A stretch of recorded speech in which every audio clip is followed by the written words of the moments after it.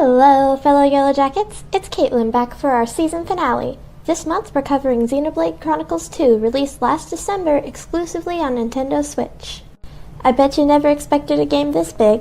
I told you there'd be a switch in quality, didn't I? Regardless, let's see what allows this game to cut through the rest. Firstly, let's take a look at the phenomenal story. Xenoblade Chronicles 2 takes place in the world of Allrest. People live on gigantic beings known as Titans, swimming around the Cloud Sea. In the center of this sea is the World Tree.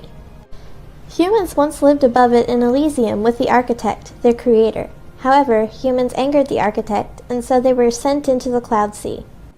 As a final gift, the Architect created Titans so that humanity may survive. However, more and more Titans are slowly dying, and living space is running out. You learn this through Rex, the game's main protagonist. Rex is a salvager, diving down into the Cloud Sea and bringing back treasure to sell. When selling his latest findings, Rex is recruited for another mission by a mysterious party of three, Jin, Malos, and Nia. While on the job, Rex discovers a mysterious girl with a blade in front of her. Upon this discovery, Jin kills Rex, and Malos begins taking the girl back to their ship, the Monoceros.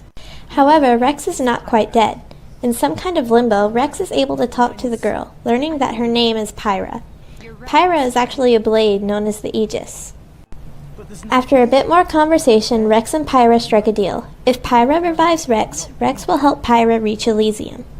While her reasons are unclear, Rex accepts, and so begins their journey to the top of the World Tree. Keep in mind, all of this occurs within Chapter 1 of the game. Xenoblade Chronicles 2 is split into 10 chapters, each of which focuses on its own theme to create one cohesive storyline. With a diverse cast, quirky moments, and an expansive world to explore, Xenoblade Chronicles 2 keeps you absolutely enthralled from the very beginning.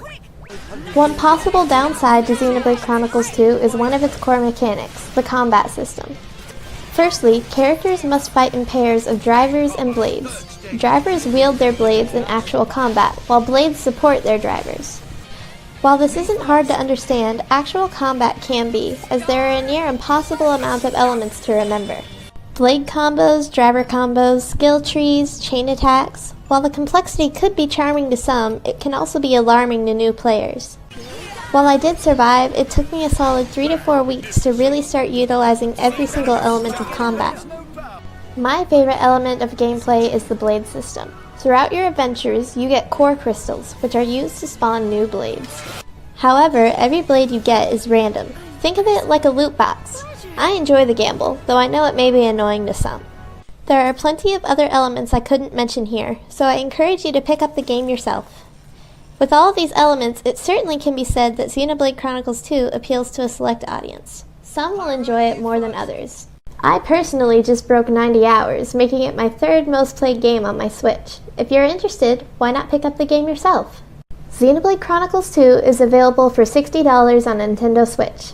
This has been Caitlin for Jacket Journal. Thanks for watching. I can't wait to see you in August. Have a great summer!